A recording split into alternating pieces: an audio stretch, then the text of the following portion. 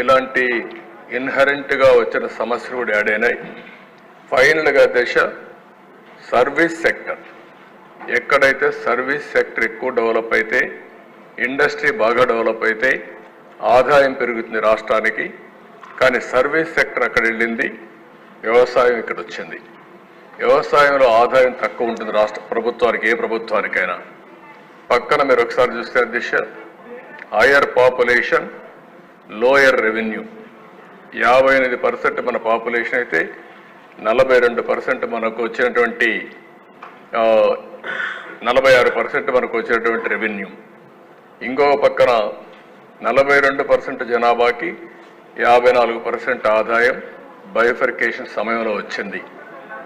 ఇంకొక పక్కన దేశ పర్ క్యాపిటల్ ఇన్కమ్ 2014-15 కంబైన్డ్ ఆంధ్రప్రదేశ్లో 95,185 రూపాయలు తలసరి ఆదాయం. విభజన జరిగిన తర్వాత ఒకేసారి క్వాంటమ్ జంప్ మీరు ఒకసారి చూస్తే ఏపీ ఆంధ్రప్రదేశ్ 93,903కు తగ్గింది. తెలంగాణ 1,24,104 రూపాయలకు పెరిగింది.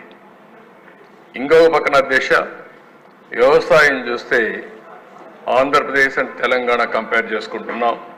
2014లో 33% వ్యవసాయం ముందుంటే అది మనకు ఏదైతే ఆంధ్ర 33%కు వచ్చింది, తెలంగాణ 19%కు వచ్చింది.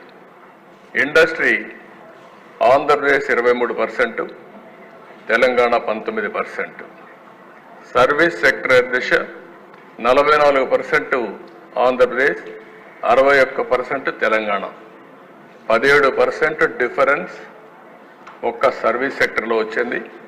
దానికి కారణం హైదరాబాద్. దీనివల్ల ఒక స్ట్రక్చర్లోనే ఈ రాష్ట్రానికి కొన్ని ఇన్హరెంట్ సమస్యలు వచ్చాయి. అలాంటి సమస్యలతో విభజన జరిగింది. కానీ ఒక విధంగా చెప్పాలంటే రెండు తెలుగు రాష్ట్రాలే, తెలుగు జాతి ఉంది. ఒక విధంగా నాకు ఒక సాటిస్ఫాక్షన్, నేను ఆ రోజు చేసిన అభివృద్ధిని తెలంగాణ కంటిన్యూ చేస్తున్నారు ఏ ప్రభుత్వం వచ్చినా. అందువల్ల ఇబ్బందులు తగ్గాయి. మన రాష్ట్రానికి వచ్చినప్పుడు నిన్న మనం మాట్లాడుకున్న ఏమేం జరిగినాయని. నెక్స్ట్ వెళ్ళండి. ఇక్కడికి వచ్చినప్పుడు దిశ హైదరాబాద్ అక్కడికి వెళ్ళింది, కొంత ఎకో సిస్టమ్ వచ్చింది. మళ్ళీ ఈ రాష్ట్రంలో మనం అభివృద్ధి చేసుకోవాలి. ఇక్కడ కూడా కొన్ని అడ్వాంటేజెస్ ఉన్నాయి. ఒకటి, ఒక రాజధాని కట్టుకోవడం ఒక అవకాశం. పోలవరం నేషనల్ ప్రాజెక్టుగా పెట్టారు. పోలవరాన్ని పూర్తి చేస్తే ఎవ్రీ ఎకరాకు నిండించుకోవచ్చు. ఇంకో పక్కన ఇక్కడ తీర ప్రాంతం సుదీర్ఘంగా ఉంది. ఇవన్నీ కూడా అభివృద్ధి చేస్తే ఈ ప్రాంతం కూడా తెలంగాణతో సమానంగా ముందు వెనక్గా ముందుకు పోతుందని చెప్పే ఉద్దేశంతో 5 ఏళ్లు పెద్ద ఎత్తున అభివృద్ధి కోసం ముందుకు పోయాం. అదే సమయంలో సంక్షేమాన్ని కూడా బ్యాలెన్స్ చేశాం. ఇక్కడ ఒకసారి దిశ మీరు చూస్తే హై ఎక్స్పెండిచర్ అండ్ ఇరిగేషన్, ఎప్పుడూ పెట్టనంత ఇన్ఫ్రాస్ట్రక్చర్కి ఇరిగేషన్ ఇన్ఫ్రాస్ట్రక్చర్ పెట్టాం. 64,000 కోట్ల రూపాయలు 5 సంవత్సరాల్లో పెట్టడం చరిత్రలో ఎప్పుడూ పెట్టని విధంగా పెట్టుబడులు పెట్టాం. దాని ఫలితాలు కూడా వచ్చాయి. ఇంకొక పక్కన దిశ పట్టిసీమ లిఫ్ట్ ఇరిగేషన్. పోలవరం పూర్తయ్యే వరకు పట్టిసీమ ఒక లిఫ్ట్ ఇరిగేషన్ పెట్టి ఇమ్మీడియట్ బెనిఫిట్ రావడానికి నీళ్లు తీసుకొచ్చాం. 1,667 కోట్ల రూపాయలు పెడితే ఈరోజు దానివల్ల వచ్చినటువంటి ఆదాయం మీరు చూస్తే దగ్గర 7 సంవత్సరాలు 10 సంవత్సరాల్లో 44,000 కోట్ల రూపాయల ఆదాయం వచ్చే పరిస్థితి వచ్చింది. ఇంకో పక్కన దిశ విజయవాడ, రాజమండ్రి, తిరుపతి, కడప ఇవన్నీ ఎయిర్పోర్ట్స్ అన్ని అభివృద్ధి చేశాం. భోగాపురం న్యూ ఎయిర్పోర్ట్ కన్సీవ్ చేశాం. ఎప్పుడో ఇది ఆపరేషన్ అయి ఉండాల్సింది, కావాలని మళ్ళీ క్యాన్సిల్ చేయడం, ల్యాండ్ తగ్గించడం. దానివల్ల ఇప్పటికీ రాబోయేగా 2 సంవత్సరాలు పడుతుంది పూర్తి కావాలంటే. ఓర్వకల్లు కర్నూలులో ఎయిర్పోర్ట్ కూడా తీసుకొచ్చాం. అదైతే 1 సంవత్సరంలో ప్రారంభించాం, 1 సంవత్సరంలో పూర్తి చేశాం. రోడ్స్ అయితే దిశ 4326 కిలోమీటర్లు రోడ్ నెట్వర్క్ డెవలప్ చేశాం. ఉండే ఎయిర్పోర్ట్స్ కాకుండా మచిలీపట్నం, బాబనేపాడు, రామాయంపట్నం కొత్త పోర్టులు ప్రారంభిస్తే అవి కూడా పీపీపీ మోడల్లో వెళ్తే మళ్ళా పాలసీ మార్చి దాన్ని ఈపీసీ మోడల్ తీసుకొచ్చి తనకు కావలసిన వాళ్ళకి అప్పచెప్పే పరిస్థితికి వచ్చి అవి కూడా బాగా డిలే అయ్యే పరిస్థితి వచ్చాయి. కాకినాడ స్పెషల్ ఎకనామిక్ జోన్ కింద ఎక్కడా దేశంలో లేని విధంగా ఒక 8,000 ఎకరాలు అక్కడ మనం అక్వైర్ చేస్తే అవి కూడా దౌర్జన్యాలు జరిగి అవి కూడా వ్యక్తులే మార్చుకునే పరిస్థితికి వచ్చారు. ఆ విషయాలు ఇక్కడ కాదు, ఇంకొక విషయంలో నేను మీతో మాట్లాడతాను. ఇంకో పక్కన దేశ ఈజ్ ఆఫ్ డూయింగ్ బిజినెస్. 5 ఏళ్లలో 1 సంవత్సరం మనం 2వ ప్లేస్కి వచ్చాం. 4 సార్లు నెంబర్ 1 ప్లేస్లో ఉన్నాం. స్కిల్ ట్రైనింగ్ 8 లక్షల మందికి ఇవ్వగలిగాం. విసిఐసి, సిబిఐసి ఈ 2 ఇండస్ట్రియల్ కారిడార్స్ని Vizag Chennai industrial corridor, Chennai Bengaluru industrial corridor ఈ 2 కూడా డెవలప్ చేశాం. 14,213 ఎకరాలు ఇండస్ట్రియల్ ల్యాండ్ని మనం 1945 యూనిట్లకి అలాట్ చేసే పరిస్థితికి వచ్చాం. Kia Motors, hero Motors, Asian paints, ఇసూజీ Motors, Apollo tyres, Foxconn, Celkon ఇలాంటి అనేక కంపెనీలు ఆ రోజు పెట్టుబడులంటే దానికి చిరునామాగా ఆంధ్రప్రదేశ్ తయారయ్యే పరిస్థితి వచ్చింది. పెద్ద ఎత్తున పెట్టుబడులు వచ్చాయి. 19లో 14-15లో 22.5 మిలియన్ యూనిట్ల కరెంటు కొరతుంటే 5-6 నెలల్లోనే కరెంటు కొరత అధిగమించి 19కి మిగులు కరెంటు కూడా ఇచ్చాం.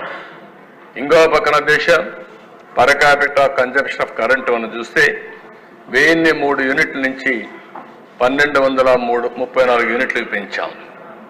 ఇంకో పక్కన పెద్ద ఎత్తున ఇన్వెస్ట్మెంట్లు ముందుకు పోయాం.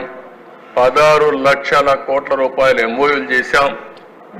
5 లక్షల పైన కంపెనీలన్నీ వర్క్ స్టార్ట్ చేశాయి. అదే మరి స్టార్టెడ్ ప్రొడక్షన్ కూడా 1,10,10,000 చేసి 7,72,000 ఉద్యోగాలు కూడా ఇచ్చే పరిస్థితికి వచ్చాం. ఇంకో పక్కన దేశ మీరు ఒకసారి చూస్తే ఎప్పుడు కూడా సంక్షేమాన్ని విస్మరించలేదు. 200 రూపాయల పింఛను 1000 రూపాయలు పెంచి 1000 రూపాయల నుంచి 2,000 రూపాయలు పెంచి అంటే 200 2,000 అంటే 10 సార్లు పెంచిన ప్రభుత్వం, సంక్షేమం కోసం పనిచేసిన ప్రభుత్వం. ఈరోజు మళ్ళీ 3,000 ఉంటే ఒకేసారి 4,000 చేశాం. మొట్టమొదటి నెలలో చెప్పిన మాట ప్రకారం 7,000 రూపాయలు తీసుకొచ్చి పేదవాళ్ళకి ఇచ్చాం. ఇంకో పక్కన దిశ ఫామ్ లోన్ వేవర్ 15,279 కోట్లు కష్టాల్లో ఉన్న ఇచ్చాం. ఇంకో పక్కన ఎంప్లాయీస్ కూడా 43% ఫిట్మెంట్ ఛార్జెస్ ఇచ్చాం. తెలంగాణలో ఏదైతే ఇచ్చారో ఆ 5 సంవత్సరాలు మీరు ఒకసారి ఆలోచిస్తే తెలంగాణ ఆదాయం ఎక్కువ ఉన్నా ఇక్కడ కూడా ఏమాత్రం కూడా తక్కువ చేయకూడదనే ఉద్దేశంతో సంక్షేమం కానీ అభివృద్ధి కానీ ఇంకా అన్ని కార్యక్రమాల్లో మనం ముందుకు పోయే పరిస్థితి వచ్చాం.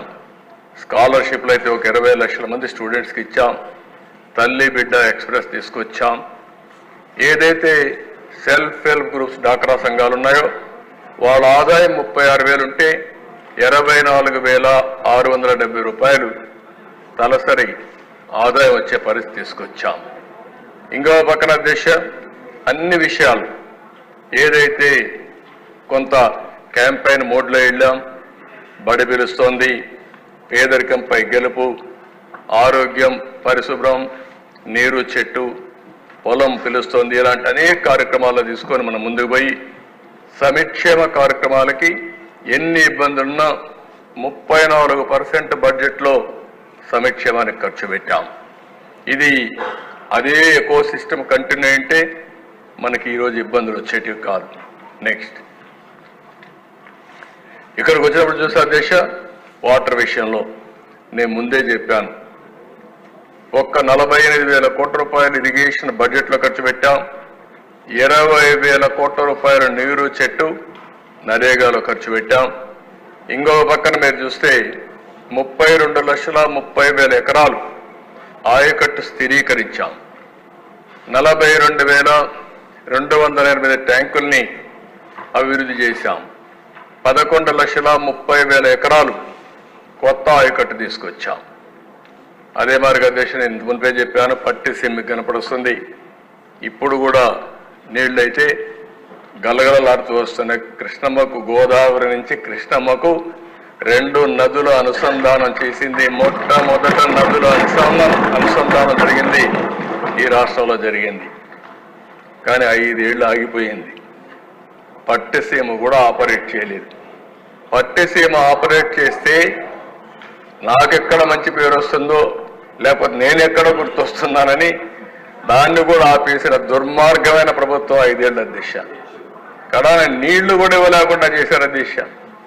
ఏదైతే పులిచెంతల్లో ఉండే నీళ్లు అయిపోతే నీళ్లు లేని పరిస్థితి కృష్ణా డెల్టాకు తీసుకొచ్చారు. గోదావరి ఉన్నంత వరకు, కృష్ణానది ఉన్నంత వరకు 2 నదుల సాక్షిగా చెప్తున్నారు అధ్యక్ష, ఈ ప్రాంతానికి నీటి ఎద్దడి రాకూడదు. కానీ అలాంటి నీటి ఎద్దడి క్రియేట్ చేసిన మహా నాయకుడు గడిచిన ముఖ్యమంత్రి అధ్యక్ష. అదే ఆయన చూపించినటువంటి పరిపాలన. ఇంకో పక్క అధ్యక్ష, పోలవరం 15,304 కోట్లు ఖర్చు పెట్టాం. అందులో 11,702 కోట్లు 14-19 ఖర్చు పెట్టాం. అదే తెలుగుదేశం ప్రభుత్వం కానీ ఆ రోజు అధికారం ఉంటే 2021కి ఆ ప్రాజెక్టు పూర్తి అయిపోయింది. అది ఈరోజు ఇంకా 3 ఏళ్ళు అంటున్నాం. అంటే 27కి వస్తుందా, 28కి వస్తుందా? నిన్ననే అత్యవసరమైన పరిస్థితిలో పోలవరం డయాఫామ్ వాళ్ళు దెబ్బతింటే గవర్నమెంట్ ఆఫ్ ఇండియా ఒక ఎక్స్పర్ట్ కమిటీ వేశారు. వేరే దేశాల నుంచి పిలిపించి, అమెరికా, కెనడా ఆ దేశాల్లో ఉండే ఎక్స్పర్ట్స్ పిలిపించి ఒపీనియన్ తీసుకున్నారు. వాళ్ళు చాలా స్పష్టంగా చెప్పారు, మళ్ళీ పోలవరానికి ఏమాత్రం ఇబ్బంది లేకుండా ఉండాలంటే ప్యారలల్గా మళ్ళా న్యూ డయాఫామ్ వాల్ కట్టాలని. అంటే మనందరం గుర్తుపెట్టుకోవాల్సింది, ఒరిజినల్గా డయాఫామ్ వాల్ కట్టింది 446 కోట్లు. అదే రిపేర్లు 3 దిక్కలు జరిగాయని చెప్పి ఒక రిపోర్ట్ వచ్చింది. ఆ 3 రిపోర్ట్లు చేస్తే 447 కోట్లు అవుతుంది. అయితే ఇది గ్యారంటీ లేదు. అందుకని వాళ్ళు రికమెండ్ చేసింది గోదావరి ఒకేసారి 50 లక్షల క్యూసిక్స్ ఆఫ్ వాటర్ ఓసారి వచ్చే అవకాశం ఉంది. పెద్దగా వస్తే పీక్ పీరియడ్లో దీనికి డిజైన్ చేసింది 50 లక్షల క్యూసిక్స్ ఆఫ్ వాటర్. మనం అందరం మాట్లాడుకుంటున్నాం 3 గేజెస్ చైనాలో, ప్రపంచంలోనే పెద్ద ప్రాజెక్ట్ అని. దానికంటే ఎక్కువ వాటర్ వచ్చే పెద్ద ప్రాజెక్టు గోదావరి. అలాంటి గోదావరిలో కానీ ప్రమాదం వస్తే మళ్ళా చాలా ఇబ్బందులు వస్తాయనే ఉద్దేశంతోనే ఏమాత్రం రిస్క్ తీసుకోకూడదనే ఉద్దేశంతో 990 కోట్ల రూపాయలు ఖర్చు పెట్టి న్యూ డయాఫామ్ వాల్ కన్స్ట్రక్ట్ చేసే పరిస్థితికి వచ్చాం. అదే నిన్న రికమెండ్ చేశాం క్యాబినెట్లో. అంటే ఒక దుర్మార్గమైన పాలన చెప్తే వచ్చుంటే ఇవన్నీ ఉంటే బాగుంటాయి, కానీ ఇనే ఓపిక లేదా ఉండే 10 మందికి కూడా. ఈరోజు మనం గుర్తుపెట్టుకోవాలి, ఒక దుర్మార్గమైన పాలన వల్ల 466 కోట్ల రూపాయలతో అయిపోయిన ప్రాజెక్ట్ని ఈరోజు 990 కోట్ల రూపాయలు ఖర్చు పెట్టే పరిస్థితికి వచ్చింది. కాలయాపన 221కి అయిపోయే ప్రాజెక్టు 2027-28కి పోస్ట్ పోన్ అయ్యే పరిస్థితి వచ్చింది. అదర్ ప్రాజెక్ట్స్ అధ్యక్ష, ఆ రోజు మీరు చూస్తే పురుషోత్తపట్నం లిఫ్ట్ ఇరిగేషన్ 2,15,000 ఎకరాలు, బొడ్డేపల్లి రాజగోపాలరావు వంశధార 2,10,000 ఎకరాలు, హంద్రీ నివాసు జల స్రవంతి 1,93,000 ఎకరాలు, సర్దార్ గౌతలచ్చన్న తోటపల్లి 1,64,000 ఎకరాలు, శ్రీ కృష్ణదేవరాయ గాలేరు నగరి సుజల స్రవంతి 65,000 ఎకరాలు, కందుల ఓబుల్ రెడ్డి గుండ్లకమ్మ 60,000 ఎకరాలు. ఇవన్నీ కూడా న్యూ ఆయకట్టు క్రియేట్ చేసింది ఆనాటి తెలుగుదేశం ప్రభుత్వం. నెక్స్ట్ ఇంకో పక్క దేశ ఇరిగేషన్ కాన్సన్ట్రేషన్ పెట్టాం. రెండోది న్యూ ఎపిక్ సెంటర్ గ్రోత్ పెట్టి అమరావతి అధ్యక్ష ఈ ప్రాజెక్ట్ని చూస్తే ఎంత బాగుందో ఒకసారి చూడండి. వరల్డ్ బెస్ట్ సిటీగా తయారైంది. ఈరోజు దేశంలో ఒక ఆస్పిరేషన్ ఉంది కొత్త నగరాలు రావాలని. ఇప్పుడు వచ్చిన నగరాలన్నీ చాలా పూర్వం వచ్చినటి. ఆ రోజు హైదరాబాద్ సికింద్రాబాద్ 2 నగరాలుంటే నేను సైబరాబాద్ నగరాన్ని యాడ్ చేశాను. ఇన్ఫర్మేషన్ టెక్నాలజీకి ప్రాధాన్యత ఇవ్వాలని ఆ పేరు నేనే పెట్టాను. బిల్ క్లింటన్ వచ్చాడు, ఆ రోజు ఇనాగరేషన్ చేసే పరిస్థితికి వచ్చాం. ఈరోజు అమరావతి అధ్యక్ష ఆ రోజు కానీ ఇదే స్పీడ్లో కానీ జరిగి ఉంటే ఆర్టిఫిషియల్ ఇంటెలిజెన్స్ సిటీగా తయారయ్యేది. Amaravati first letter A, last letter I. అక్కడ హైదరాబాద్, సికింద్రాబాద్, సైబరాబాద్. ఇక్కడ అమరావతి దేవతల రాజధాని, ఆర్టిఫిషియల్ ఇంటెలిజెన్స్ రాజధానిగా తయారై ఉండేది. దాన్ని దుర్మార్గులు దెబ్బతీసే పరిస్థితికి వచ్చారు. ఇక్కడంతా అధ్యక్ష మీరు చూస్తే స్ఫూర్తి కూడా ఇంపార్టెంట్. 34,400 ఎకరాలు, 29,966 మంది రైతులు ఒక్క డిస్ప్యూట్ లేకుండా పూర్తిగా వాలంటరీగా స్వచ్ఛందంగా ముందుకొచ్చి ఈ ల్యాండ్ ఇచ్చే పరిస్థితికి వచ్చారు. 41,170 కోట్ల రూపాయలకు టెండర్ పిలిచాం. 4,315 కోట్లు పనులైనాయి. 1,265 కోట్లు ఇంకా పెండింగ్ బిల్స్ ఉన్నాయి. ఇది అయింటే అధ్యక్ష ప్రపంచం చర్చించుకునే విధంగా. ఒకప్పుడు హైదరాబాద్ని నేను ప్రపంచంలో ఎక్కడన్నా పోయినప్పుడు చెప్పేవాడిని మీరు హైదరాబాద్కి రమ్మని. వాళ్ళు అడిగేవాళ్ళు హైదరాబాద్ అంటే మీది పాకిస్తాన్ హైదరాబాదా, ఇండియా హైదరాబాద్ అని. నేను గర్వంగా చెప్పాను హైదరాబాద్ ఇండియా హైదరాబాద్ అని. ఇప్పుడు ప్రపంచంలో హైదరాబాద్ గురించి చెప్పక్కర్లేదు. పాకిస్తాన్ హైదరాబాద్ ఎక్కడో ఉంది, ఇండియా హైదరాబాద్ ప్రపంచ పటంలో పెట్టినటువంటి పార్టీ తెలుగుదేశం ప్రభుత్వం అని చెప్పి కూడా నేను మీకు తెలియజేస్తున్నా. అలాంటిది ఇది కూడా ప్రపంచంలో ఒక మేలైన నగరంగా ఉండేది. 50,000 నుంచి 1,00,000 మంది అక్కడ నివాసం ఉన్నారు. ఇది ఇంకా మనం ముందుకు తీసుకెళ్ళి ఉండడం 7 లక్షల ఉద్యోగాలు వచ్చేటివి. ఈరోజు ఇది డెవలప్ అయి ఉంటే కనీస సంపద 2 లక్షల నుంచి 3-4 లక్షల కోట్ల రూపాయల ఆస్తి ప్రభుత్వానికి వచ్చేది. ఇది కూడా దెబ్బతినే పరిస్థితి వచ్చింది. ఓసారి చరిత్ర మళ్ళీ అమరావతికి పూర్వ వైభవం వస్తుంది. ప్రపంచం మొత్తం చర్చించే రోజు తప్పకుండా తీసుకొస్తామని సభ సందర్భంగా మరొకసారి విజ్ఞప్తి చేస్తున్నాను. నెక్స్ట్ అధ్యక్ష 5 సంవత్సరాలు మీరు చూస్తే ఎకనామిక్ గ్రోత్ 13.5%. టాప్ 3లో మందొకటి. ఇంకొక మాటలో చెప్పాలంటే సమానంగా 13.5లోనే మనం ఉన్నాం. అంటే నెంబర్ 1గా చేయగలిగాం. Manufacturing 10% growth, all India 8.4%. Primary sector అంటే వ్యవసాయం అనుబంధం 16% ఇది చేశాం. అందులో కూడా దేశ అక్వాకల్చర్ 29.6% గ్రోత్ వచ్చింది. ఇంకో పక్కన దేశ 7,72,000 మందికి ఉద్యోగాలు వచ్చాయి. ఇంకో పక్కన స్టేట్ ఓన్ రెవెన్యూ గ్రోత్ మన ఆదాయం 13.2% పెరిగింది. దేశంలో second fastest among major states అన్నింటిలో కూడా మంది 2వ రాష్ట్రంగా ముందుకు పోయాం. పర్ క్యాపిటా ఇన్కమ్ గ్రోత్ ఇది అందరికీ చాలా ముఖ్యం. ప్రతి ఒక్కరికి తలసరి ఆదాయం పెరిగినప్పుడే మనం చేసే పనుల యొక్క ఫలితాలు తెలుస్తాయి. ఆ రోజు మనం 13.2% పెంచాం. ఆల్ ఇండియా లెవెల్లో 9.7%. అంటే ఆల్ ఇండియా కంటే మీరు చూస్తే 3.5% తలసరి ఆదాయం పెంచిన రాష్ట్రం మన రాష్ట్రం. ఆ రోజు తెలంగాణ కంటే కూడా ఆల్ పారామీటర్స్లో మనం ముందుకు పోతున్నాం. తెలంగాణ ఎందుకంటే బెస్ట్ ఎకో సిస్టమ్ ఉంది, ఆటో పైలట్లో ఉంది, వాళ్ళు ఎవరు డిస్టర్బ్ చేయలేదు. మనం దాంతో సమానంగా పోవాలని ఉద్దేశంతో వెళ్ళాం, స్ట్రాంగ్ ఫౌండేషన్ వేసాం. నెక్స్ట్ అక్కడి నుంచి దిశ అది గత చరిత్ర 19 ప్రారంభమైంది. మీరే చూస్తారు, దాచితే కూడా దాచలేము. అలాంటి ఫిగర్స్ అన్ని మీరు చూస్తే చాలా అధ్వానమైన పరిస్థితిలోకి వచ్చాం. నెక్స్ట్ ఇక్కడ మీరు చూసినప్పుడు decline in agriculture, service sector. ఈరోజు ఇక్కడ మీరు చూసినప్పుడు వ్యవసాయం 16% CAGR పెరిగితే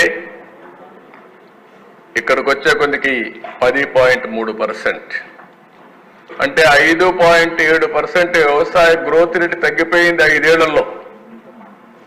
5.7% అంటే రైతులకు ఎంత ఆదాయం తగ్గింది, రైతులకు ఏ విధంగా అప్పులు పెరిగాయి, దీన్ని బట్టే మనకు అర్థమవుతుంది. నువ్వు కూర్చో. అదే సమయంలో సర్వీస్ సెక్టర్ దిశ 11.9 పెరిగితే మళ్ళీ 19-24లో 9.9, 10.9, 11.9 నుంచి 11.9 నుంచి 9.9 అంటే 2% తగ్గిపోయింది. ఓవరాల్గా దేశ గ్రోత్ రేట్ చూస్తే 13.5% ఆ రోజు పెరిగితే 10.5%కి వచ్చాం, అంటే 3% తగ్గాం. ఓవరాల్గా మీరు చూసినప్పుడు 6,94,000 కోట్ల రూపాయలు GSTP కాంట్రిబ్యూషన్ తగ్గిపోయింది. దానివల్ల మన రాష్ట్రానికి రావాల్సిన ఆదాయం మీరు చూస్తే 76,195 కోట్ల రూపాయల ఆదాయం తగ్గింది. ఎప్పుడు కూడా మనం గుర్తుపెట్టుకోవాల్సింది, సంపద సృష్టిస్తే ఆ సంపద వల్ల రాష్ట్రానికి ఆదాయం వస్తుంది, వ్యక్తుల ఆదాయం పెరుగుతుంది. అదే మరి ఇంకొక పక్కన చూస్తే ఒకవేళ కోవిడ్ లెక్కేసుకున్నా 52,197 కోట్లు వచ్చేది. నెక్స్ట్ ఇక్కడ కొన్ని విషయాలు మీరు చూస్తే అధ్యక్ష, ఎందుకు ఇది జరిగిందని చూసినప్పుడు power cost due to short term power purchase ఒక్క దాంట్లోనే 12,250 కోట్లు అదనపు బర్డెన్ పడే పరిస్థితి వచ్చింది. ఒక్క ఇల్లీగల్ శాండ్లో అంటే ఇష్టానుసారంగా అమ్ముకున్న దాంట్లో ఒక 7,000 కోట్ల రూపాయలు రాష్ట్రానికి నష్టం వచ్చింది. అదే మరి మినరల్ వెల్త్ 9,750 కోట్ల రూపాయలు నష్టం వచ్చింది. ఇంకొక పక్కన అధ్యక్ష మ్యాంగ్రోవ్ ఫారెస్ట్ కాకినాడ, దాన్ని కూడా డెస్ట్రాయ్ చేశారు. దాన్ని డెస్ట్రాయ్ చేస్తే NGT 5 కోట్ల పెనాల్టీ వేశారు. దీనివల్ల ఒక పక్క అమరావతి, ఒక పక్క పోలవరం, ఒక పక్క పవర్ సెక్టర్, ఇంకొక పక్క ఇండస్ట్రీస్ అన్నింటిని పంపించేయడం, దీనివల్ల పెట్టుబడులు పెట్టే వ్యక్తుల్లో నమ్మకం పోయే పరిస్థితి వచ్చింది. ఇంకొక పక్కన దేశం ఒక్క పవర్ సెక్టర్లో మనం చూస్తే కరెంటు ఛార్జీలు పెంచిన తర్వాత వీళ్ళు చేసిన అవకతవకల వల్ల 1,29,000 కోట్ల రూపాయలు ఒక్క విద్యుత్ శక్తిలో బకాయిలు పడే పరిస్థితికి వచ్చాం. ఒక్క పవర్ సెక్టర్లోనే 1,29,000 కోట్లు. అంటే ఏ విధంగా మిస్మేనేజ్ చేశారు, ఎంత అవినీతి చేశారు, ఎంత అసమర్థ పరిపాలన చేశారో ఇది ఒక ఉదాహరణ. పోలవరం పూర్తయి ఉంటే 45,000 కోట్ల రూపాయలు ఇప్పటికీ మనకు ఒక ఆదాయం వచ్చేది. అంటే ఇది కాకుండా మీరు ఒకసారి చూస్తే ఒక్క డ్యామేజెస్ లేకుంటే ఇప్పుడు అదనపు ఖర్చు 4,900 కోట్లు అవుతుంది. ఏదైతే ఐడిల్ పవర్ గాని వచ్చుంటే 3,000 కోట్ల రూపాయలు ఇప్పటికే ఆదాయం వచ్చేది. మొత్తం అన్నీ కలిపితే ఒక 55,000 కోట్లు అవుతుంది ఒక్క పోలవరం వల్ల నష్టం. ఇంకో పక్కన దేశం మేజర్ ఇండస్ట్రీ ఒకటి రాలేదు. ఇంకో పక్కన మేము చూస్తే సెంట్రల్ సెక్టర్ స్కీమ్స్ ఏదైతే 6,600 కోట్ల రూపాయలు మన డబ్బులు రిలీజ్ చేయకుండా వాళ్ళు ఇచ్చే డబ్బులు మనం ఖర్చు పెట్టుకోలేకపోయాం. సెంట్రల్ స్పాన్సర్ స్కీమ్స్ అన్నీ కూడా మనం ఉపయోగించుకోలేకపోయాం. దానివల్ల పేదవాళ్ళకు న్యాయం జరగలేకపోయింది. ఇలాంటివన్నీ కూడా మనం చూసిన ఒక్కొక్కసారి డైవర్ట్ చేయడం, ఆ డైవర్షన్ వల్ల కూడా గవర్నమెంట్ ఆఫ్ ఇండియా డబ్బులు ఇవ్వకుండా నిలిపేసే పరిస్థితికి వచ్చారు. నెక్స్ట్ ఇక్కడ మీరు చూస్తే ఒక చార్ట్లో చూపించాం అధ్యక్ష. ఇందులో అమరావతి పోలవరం రోడ్స్కి పెట్టుబడులు చాలా బాగా క్యాపిటల్ ఇన్వెస్ట్మెంట్ తగ్గించేశారు. ఇంకో పక్కన యాంటీ ఇండస్ట్రియల్ పాలసీ 227 ల్యాండ్స్ అన్ని అలాట్ చేస్తే అవన్నీ విత్డ్రా చేసేశారు, వాళ్ళు తరివేశారు. ఇంకో పక్కన చూస్తే అధ్యక్ష వెల్త్ క్రియేట్ చేయకుండా GSDP, gross state domestic product, national లెవెల్లో జీడిపి అంటాం, మనం జిఎస్డిపి అంటాం, అది 6,94,000 కోట్ల రూపాయలు తగ్గిపోయే పరిస్థితికి వచ్చింది. దీనివల్ల 76,000 కోట్ల రూపాయల ఆదాయం తగ్గిపోయే పరిస్థితికి వచ్చింది. ఇన్ఫ్లేషన్ ప్రతి ఒక్క పేదవాడు సఫర్ అయ్యేది. తెలుగుదేశం పార్టీ హయాంలో 4.5% 5 సంవత్సరాల్లో ఉంటే 19-24లో 6.2% పెరిగింది.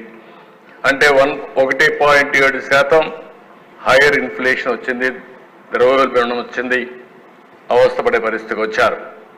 ట్యాక్సేషన్ విపరీతంగా పెంచారు, కరెంటు పెంచారు, ఆర్టీసీ రేట్లు పెంచారు, పెట్రోల్ పెంచారు, శాండ్ పెంచారు, కడాన చెత్త మీద కూడా పన్నేసి ప్రజల్ని ఇబ్బంది పెట్టిన ప్రభుత్వం ఆనాటి ప్రభుత్వం. పన్నులు హైయెస్ట్ వేసే పరిస్థితికి వచ్చారు. వీటన్నిటి పర్యవసానం ఒకసారి అధ్యక్ష ఇక్కడ చూస్తే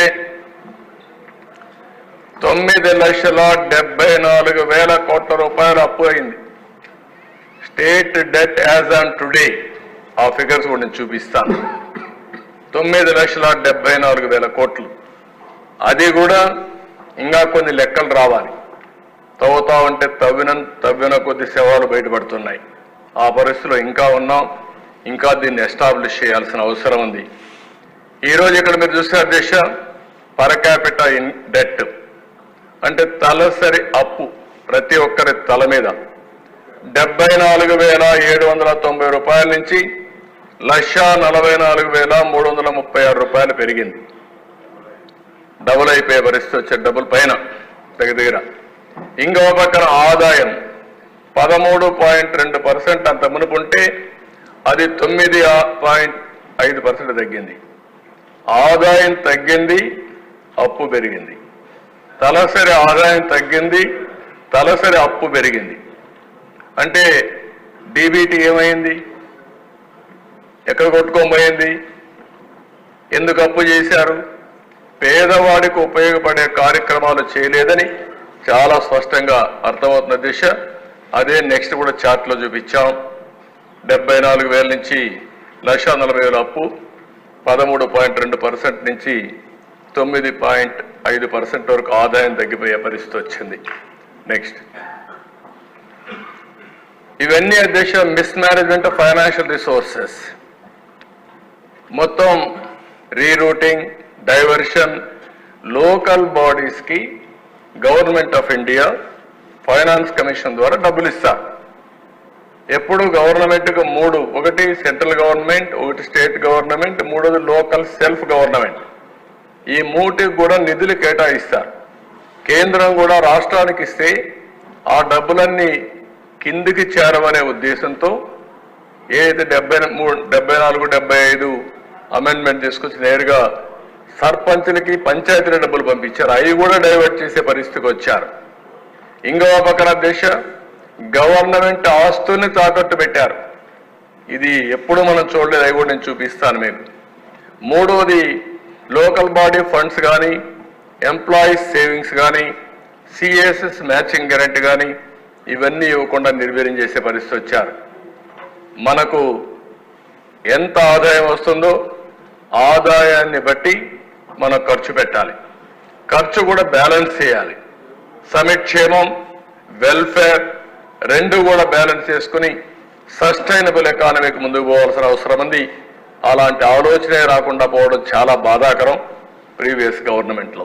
నెక్స్ట్ ఇక్కడ మీరు చూస్తే అధ్యక్ష ఈ చార్ట్లో హైయర్ ట్యాక్సెస్ ఫ్రమ్ సిటిజన్స్ నుంచి అది గవర్నమెంట్కి వస్తుంది. ఈ పక్కన fixed deposits corporation, societies, universities అవన్నీ కూడా ఏపీ స్టేట్ ఫైనాన్షియల్ సర్వీసెస్ అని పెట్టి దాన్ని డైవర్ట్ చేశారు. ఆ డబ్బులు మళ్ళీ స్టేట్ డెవలప్మెంట్ కార్పొరేషన్ తీసుకొచ్చారు. ఇంకొక పక్కన అప్పులన్నీ తీసుకొని ఆ అప్పులన్నీ కూడా స్టేట్ డెవలప్మెంట్ కార్పొరేషన్ పేరు పెట్టి అప్పులు చేయడం మొదలుపెట్టారు, ఆస్తుల్ని తాకట్టు చేయడం మొదలుపెట్టారు. ఇది కాకుండా భవిష్యత్తులో వచ్చే ఆదాయాలు మద్యపాన నిషేధం చెప్పారు. కడాన మద్యపాన నిషేధం చేయకపోతే పోయారు, కానీ మద్యపాన నిషేధాన్ని 25 ఏళ్లకు తాకట్టు పెట్టి వచ్చే ఆదాయాన్ని కూడా ప్రోగ్రాంలకు ఇచ్చే పరిస్థితికి వచ్చారు, మొత్తం డైవర్ట్ చేసే పరిస్థితికి వచ్చారు. నెక్స్ట్, ఈరోజు డిపార్ట్మెంట్స్ దగ్గర 12 డిపార్ట్మెంట్స్ 4,738 కోట్లు, 3,645 కోట్ల రూపాయలు ఇప్పటికే మొత్తం తీసుకునింది 4,738, ఇంకా బ్యాలెన్స్ అమౌంట్ 3,645 కోట్లు ఉంది. అంటే 33 డిఫరెంట్ ఆర్గనైజేషన్స్లో ఉండే డబ్బంతా తీసుకునే పరిస్థితికి వచ్చారు. ఇవన్నీ కూడా ఎంప్లాయీస్ ప్రావిడెంట్ ఫండ్లో వచ్చినటివి, లేకుంటే డిఫరెంట్ సోర్సెస్ ద్వారా వచ్చేటన్నీ కూడా అన్నిట్లో మీరు చూస్తే Srinidhi, AP mineral development corporation, NTR university of health services, నిగ్డెట్, కృష్ణపట్నం ఇండస్ట్రీ సిటీ డెవలప్మెంట్, అదే మరిగా AP building and other construction workers welfare board, AP medical education research corporation, board of intermediate education, AP industrial development corporation, AP general insurance corporation, pollution control బోర్డులో ఉండే 100 రూపాయలు కూడా తీసేసుకునే పరిస్థితికి వచ్చారు. అంటే ఎక్కడ ఒక్క రూపాయి లేకుండా ఊడ్ చేశారు. మనం ఎక్కడన్నా వాళ్ళు డే టు డే ఖర్చులు పెట్టుకునే డబ్బులు కూడా వీళ్ళు డైవర్ట్ చేసి ఖర్చు పెట్టేసే పరిస్థితికి వచ్చారు. అంటే మెయిన్గా ఇవన్నీ కూడా డైవర్షన్ ఆఫ్ ఫండ్స్ ఇన్స్టిట్యూషన్స్ నుంచి టోటల్ రిసీవ్డ్ వాళ్ళకు తీసుకునేది 4,735 కోట్లు తీసుకున్నారు. బ్యాలెన్స్ అమౌంట్ 3,645 కోట్లు ఉంది. ఇంకా అక్కడ మీరు చూస్తే ఏదైతే తీసుకున్నారో మొత్తం కూడా 1,200 కోట్లు టోటల్ రిసీవ్ చేసుకున్నారు. బ్యాలెన్స్ అమౌంట్ 736 కోట్లు. ఇట్లా వేరియస్ డిపార్ట్మెంట్స్ అన్ని ఇప్పుడు ఎన్టీఆర్ హెల్త్ యూనివర్సిటీ 400 కోట్లు అయిపోయినాయి. అట్లా ఆ యూనివర్సిటీలో పిల్లలు కట్టిన ఫీజులు కూడా ఆ యూనివర్సిటీ డెవలప్మెంట్ కోసం కార్పస్ కోసం పెట్టుకొని డెవలప్ చేస్తాం, అవి కూడా లాగేసే పరిస్థితికి వచ్చారు. అంటే ఆల్ ఇన్స్టిట్యూషన్స్ అన్ని వీక్ అయిపోయాయి. డే టు డే ఎక్స్పెండిచర్ కూడా డబ్బులు లేని పరిస్థితి తీసుకొచ్చారు. నెక్స్ట్, ఇక్కడ భవిష్యత్ ఆదాయం ఏపీ ఎస్బిసిఎల్, ఏపీ ఎస్డిసి పేరు పెట్టి లిక్కర్ సేల్స్, ఒక పక్క సిటిజన్స్, హై కాస్ట్, లో క్వాలిటీ లిక్కర్, నిన్నంతా నేను ఎక్స్ప్లెయిన్ చేశాను. ఇక్కడ వ్యాట్ వేశారు. వ్యాట్ కూడా స్పెషల్ మార్జిన్ పేరుతో వ్యాట్ నుంచి ఆ ఫండ్స్ని డైవర్ట్ చేశారు స్పెషల్ మార్జిన్ పేరుతో. ఆ డబ్బులు ఇప్పటికీ 20,676 కోట్ల రూపాయలు డైవర్ట్ చేసి ఏపీఎస్బిసిఎల్ ఏదో స్పెషల్ మార్జిన్ వేసి గవర్నమెంట్కి ఇచ్చారు. ఇంకొక పక్కన అడిషనల్ రీటైల్ ఎక్సైజ్ ట్యాక్స్ అదేసి 14,275 కోట్ల రూపాయలు ఇప్పటి వరకు ఎస్క్రో ఇచ్చారు. నేరుగా ఎస్క్రో ఇచ్చి గవర్నమెంట్కి వస్తుంది, ట్రెజరీకి 1 డే ప్లస్ అని పెట్టి నెక్స్ట్ డే ఈ డబ్బులంతా అప్పులకు వెళ్ళిపోతుంది. మొత్తం కలిసి ఎక్కడికి వచ్చింది గవర్నమెంట్కి రావడం. ఇవన్నీ కూడా 15 years రెవెన్యూని డైవర్ట్ చేయడం కోసం ఏపీ ఏఆర్ఈటీ పెట్టారు. అంటే 15 ఏళ్ళు కడతానే ఉండాలి. మనం కూడా ఇంకా ఈ రోజు నుంచి మనకు వచ్చిన ఆదాయం కాస్తో కోస్తో ఎక్సైజ్లో వస్తే అప్పులు కట్టడానికి సరిపోతుంది. 15 ఏళ్ళు నువ్వు కాదు, అందరూ కట్టాల్సిందే. సావరన్ గవర్నమెంట్ అంటే ఎవరు చేసిన తప్పులున్నా అది ప్రజల మీద చేసిన తప్పులే, భారం కూడా ప్రజల కోసం పెట్టిన వారాలే. ఇప్పుడు ఇంకా 15 ఏళ్ళు ఆ డబ్బులు వెళ్తానే ఉంటుంది ఆ రూటు.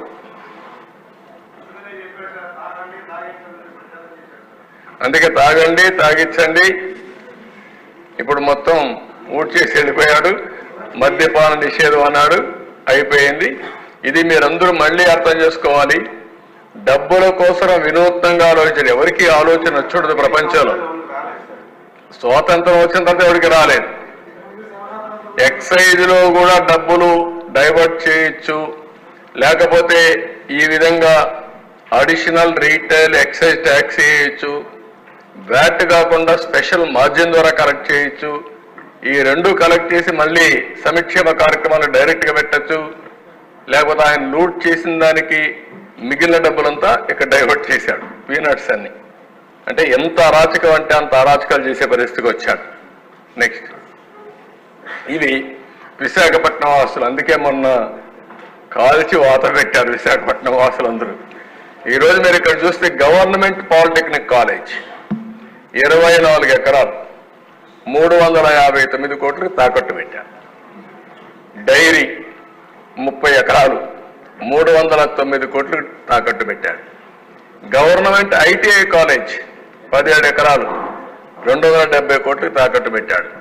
కడాన పోలీస్ క్వార్టర్స్ 9 ఎకరాలు 215 కోట్లు తాకట్టు పెట్టాడు.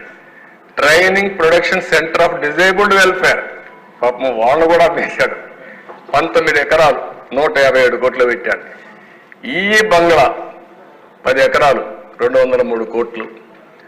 R&B క్వార్టర్స్ 3 ఎకరాలు 99 కోట్లు.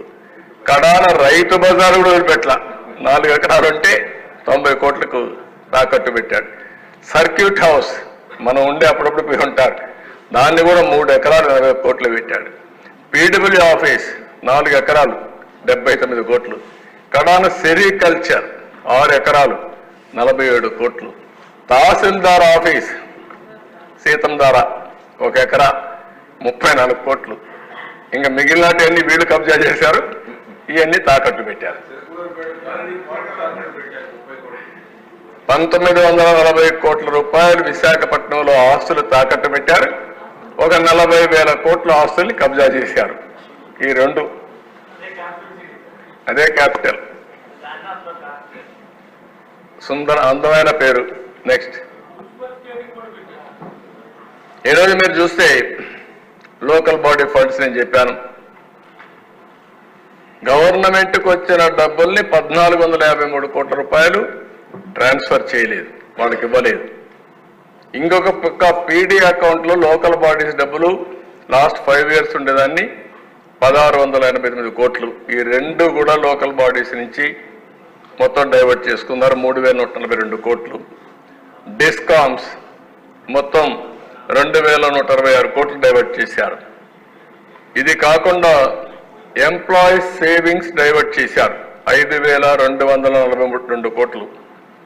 Pension and provident funds, AP Genco, AP Transco, discoms ఇవన్నీ 3143 కోట్ల రూపాయలు ఏపీ ఎస్బిసిఎల్లో బాండ్స్లో ఇన్వెస్ట్ చేశారు. దీనివల్ల ఒక సంవత్సరానికి 25,025.40 కోట్లు నష్టం వస్తుంది. 10 ఏళ్ళు డైవర్ట్ చేశారు, 10 ఏళ్ళు బాండ్స్ ఇచ్చారు. 10 × 20 చేసుకుంటే ఆ ఎంప్లాయీస్ నష్టం 250 కోట్లు. వాళ్ళు ఎక్కడైతే ఇన్వెస్ట్ చేశారో అక్కడే ఉంటే అదనంగా 250 కోట్ల రూపాయలు వాళ్ళకి లాభం వచ్చేది. అలాంటిది తక్కువ ఇంట్రెస్ట్తో 250 కోట్ల రూపాయలు నష్టం చేసే పరిస్థితికి వచ్చారు. అభయహస్తం రూపాయి సేవ్ చేసుకున్నారు డాక్రా మహిళలు. ఆ డబ్బులు 2100 కోట్లు ఉంది, దాంట్లో నుంచి 500 రూపాయలు నెలకు వాళ్ళకి పింఛన్ వస్తుంది, అది కూడా తీసుకొని కొట్టేశాడు, అది కూడా డైవర్ట్ చేసి ఖర్చు పెట్టేశాడు. అవన్నీ ఉన్నాయి, అక్కడ ముందే చూపించాను అవన్నీ. అంటే ఇంకా కొన్ని మాకు లెక్కలు రాలేదు, మీరు కూడా ఎత్తికి మాకు చెప్పండి. ఎక్కడెక్కడ నేరస్తులు చేసినప్పుడు చాలా పగడ్బందీగా చేస్తారు. నేరస్తుల్ని పట్టుకోవాలంటే కూడా టెక్నాలజీ కావాలి, మనకు చాలా నాలెడ్జ్ కావాలి. నేరస్తులు ఎప్పుడు కూడా చాలా తెలివిగానే చేస్తూ ఉంటారు. నెక్స్ట్, ఇక్కడ మీరు ఒకసారి చూస్తే ఖర్చులు ఆదాయం కంటే పెరిగాయి. అందుకనే 19-20 27% లోటు ఉంది ఖర్చులకి ఆదాయానికి. 20-21 43%. 21, 22 31%, 22, 23 37%, 23, 24 30% డిఫరెన్స్ ఉంది. తగ్గలేదు, ఆడికి అయిపోయింది. ఆడికి వచ్చేదంతా ఆడికి ఖర్చు పెట్టారంతే. ఖర్చు పెట్టలేకుండా ఆడికి వదిలేశారు, ఇంకా అప్పులు దొరక్క. నెక్స్ట్